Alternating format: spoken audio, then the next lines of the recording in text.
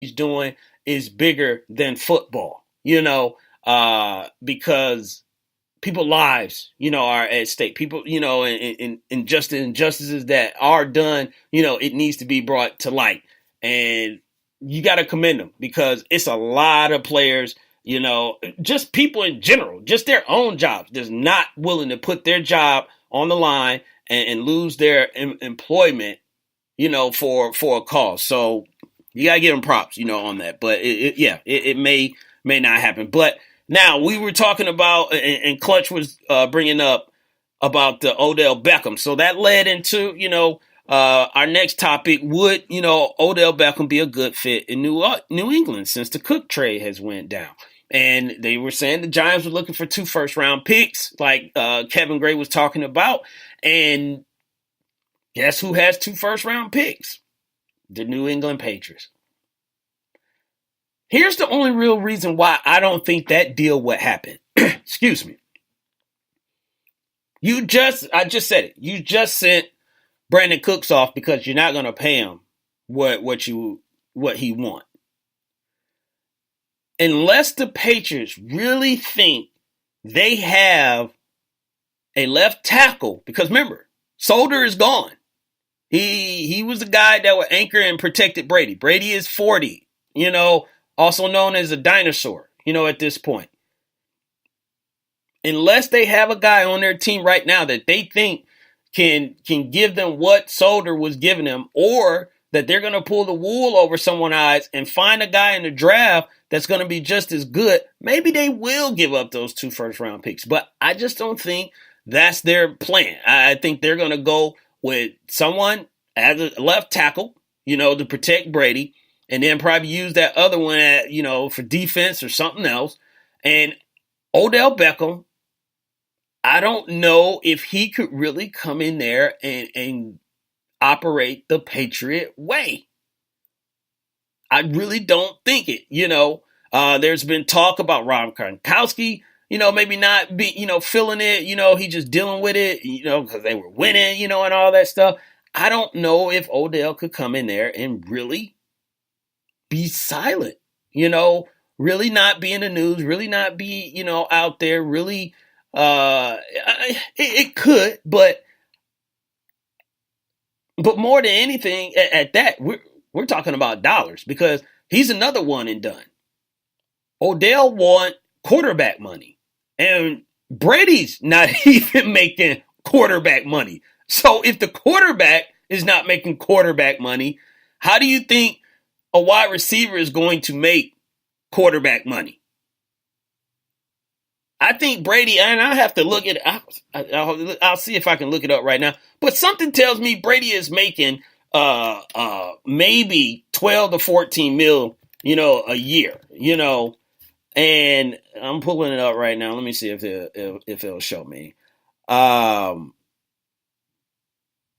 it's taking too long, so I'll try and look it up during the break. But Brady is not making, Matthew Stafford money. He's not making Aaron Rodgers money. He's not making Garoppolo money, Kirk Cousins money. He ain't making none of that, So you're really going to take on a guy. Now they took on Randy Moss, but he asked for his money too, and they said, "Randy, we'll see you later." So I'm like, this is the formula that the Patriots have.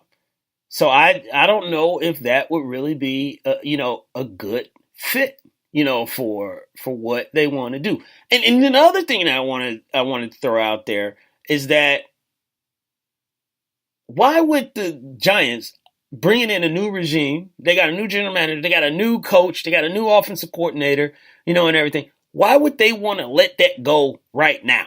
Why would Shermer want to just say, you know what, I'm going to take our most lethal and potent offensive weapon and just send it off and not even get a chance to do something with it themselves? That also has went across my mind as far as like this whole ODB,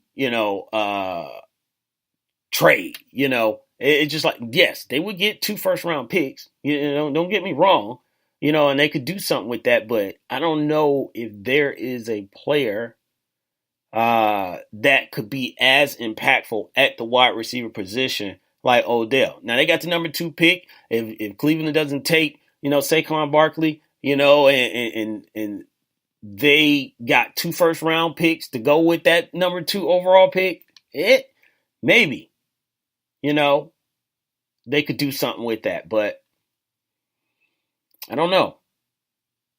Cedric Galloway just said it here in the Wait a Minute Show chat room. He said, Pats ain't paying nobody top dollar.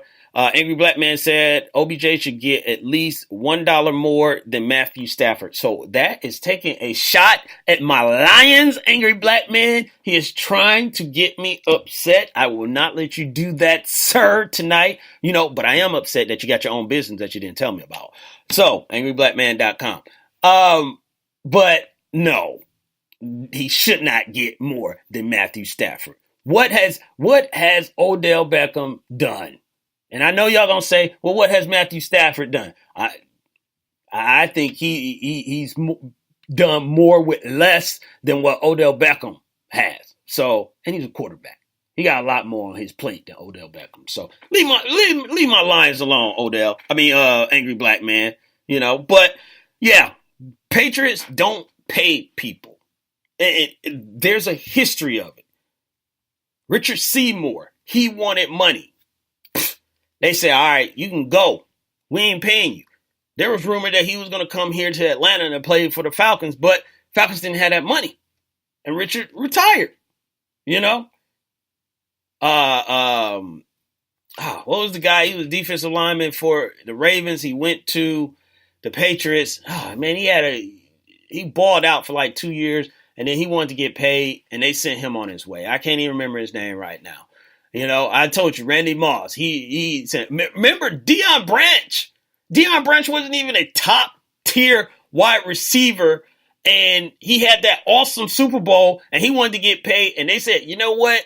You can leave. And he went to Seattle. So, yeah, they do not pay anybody. So there's a history, for that as far as like top dollar. And when your quarterback is not the top pay, look, Tom Brady got 5 Super Bowls. And, you can argue all that other stuff, cheating, whatever it is. But we're not talking about that. We're talking about a resume. When you bring it to the table and you say, I've been to 8 Super Bowls. I've won 5 of them. I've been in the AFC Championship games more than I can count. So we've always had a chance to go to the Super Bowl. And you're not the top paid quarterback? And everyone knows this whole thing works because of you?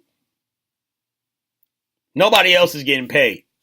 Nobody else is getting paid. So that's it. That's it. But OBJ, I think he would, definitely be better in New York than in New England. That's just my opinion, and I'm going to stick with it. So last week on the show, we talked about 3 teams that could probably take down the Philadelphia Eagles and reign supreme in the NFC. So this week, we're going to talk about 3 AFC, since we were just talking about the Patriots, that could probably rival the Patriots, which is a hard task, but that they may be up to take them on. So we'll get into it right now. We'll just hop into it. So number 3 that I have that you might be, and if you got your top 3, go ahead and put it in the Wait a Minute Show chat room. And I'll view it, and if I agree with it, if I disagree with it, I'll let you know. And as I go through mine, if you disagree with me, you can also disagree and tell me why you disagree or why you do agree. But number three that I have as a team that could rival the Pats, the Houston Texans. That may be a surprise to people, but I'm looking at what you saw from Deshaun Watson.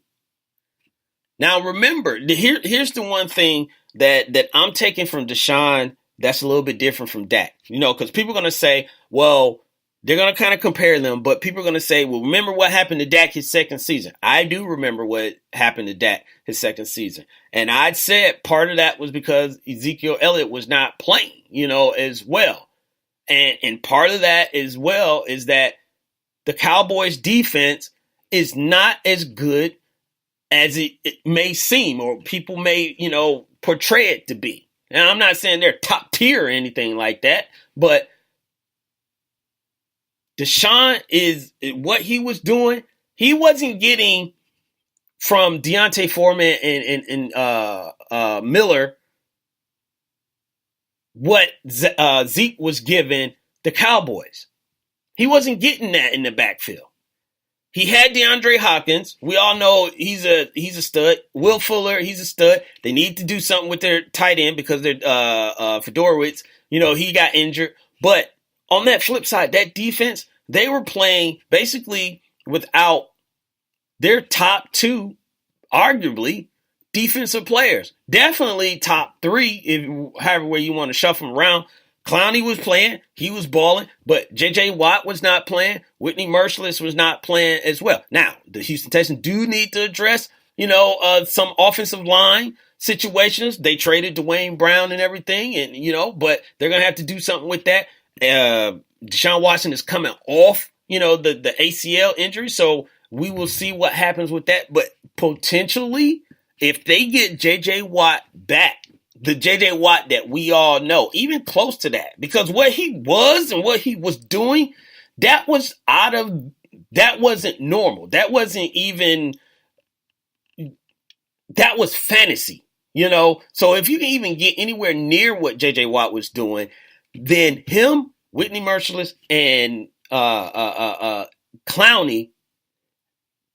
their defense is going to wreak havoc on the NFL, not just the AFC, and then if you can keep Deshaun healthy, DeAndre Hopkins, Will Fuller, and then you get the running game going, they could be a problem for some teams in the AFC. So my second team, Jacksonville, and plain and simple, we talked about, quarterback play. They were saying quarterback play was their weakness, on it. Blake Bortles, let's be honest, Blake Bortles had some good games. In that AFC Championship game, Blake Bortles played better than a lot of people expected him to play. They kept up with the New England Patriots. They made some mistakes down at the end, and the defense, which was supposed to have been their staple, a little bit let them down, but they were involved in it. So you have to give them props and credit for what they did. And you have to think that they're just going to get even better. You got to think Blake Bortles should improve. And they got rid of their wide receivers with Allen Robinson and Allen Hurns. They let them go because they got two young guys on rookie contracts that they're going to roll with Marquise Lee and what is my man name? Keelan Cole, if I remember right. Keelan Cole. So they and you got Tom Coughlin. Remember, just him coming in one season, how he changed everything just in one season with this team. This is a process. I don't know if anyone had Jacksonville get into the AFC Championship game last year, but now everyone is going to be watching out for them, and Blake Bortles is going to have to prove it again because that's where everybody's going to point and just say that's their weakness. But this is a team that you still have to worry about, And number one, it's going to be the Pittsburgh Steelers. And once again, this is if they can get Le'Veon Bell's situation squared away. I don't see them trading. They got, on their offense, they have a plethora. They got to, they're working on the defense, but on the offense, they got a plethora of guys. You got Big Ben coming back. Le'Veon, if you get that situated, what you got with Le'Veon Bell. You know what you got with Antonio Brown. But, Martavis Bryant and Juju Smith-Schuster, on that for your three wide receivers. And then you still got Jesse James. Jesse James is a pretty good, tight end, high power. Now, everyone's going to question, maybe question Tomlin or something like that or make, other, assumptions and everything. But they are in the mix as far as a team that you have to look out for. There are some honorable mentions, out there, but these are the three teams that I really think that will have a good shot or, the the juice.